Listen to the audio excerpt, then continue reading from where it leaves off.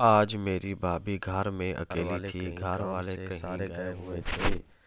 میری بھابھی بہت زیادہ گرم ہو گئی تھی۔ وہ سوچ رہی تھی کہ آج میں گھر میں اکیلی ہوں تو میں کیسے اپنی پیاس بجھاؤں۔ تو بھابھی نے مجھے کال کی کہ دیور جی میں گھر میں اکیلی ہوں، مجھے بہت زیادہ ڈر لگ رہا ہے، تو آپ فوراً گھر آ جاؤ۔ میں بھی مان گیا کہ آج بھابھی کے اوپر ٹرائی کرنے کا بہت اچھا موقع ہے۔ میں نے بھابھی کو کہا کہ بھابھی میں 5 منٹ میں آ رہا ہوں، اب بس گھر میں ہی رہنا، کہیں جانا مت۔ میں فوراً اپنی بائک پر بیٹھا اور فوراً ہی گھر آ گیا۔ گھر میں آیا تو بھابھی واقعی اکیلی تھی۔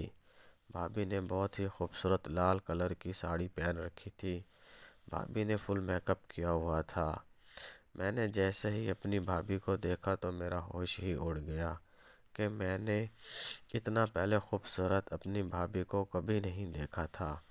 میری بھابھی نے لال کلر کی ساڑی پہن رکھی تھی اور اس کا جسم آگ کی طرح دہک رہا تھا۔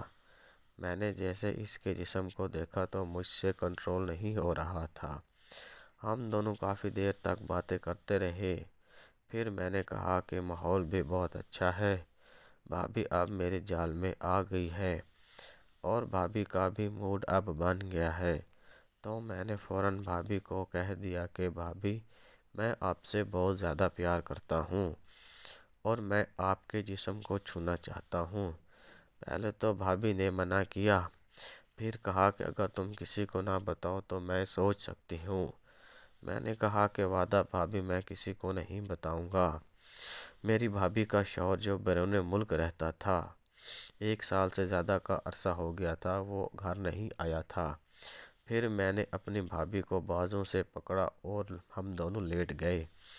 اس کا جسم ایسا تھا جیسے ریشم کا ملائم کپڑا ہوتا ہے۔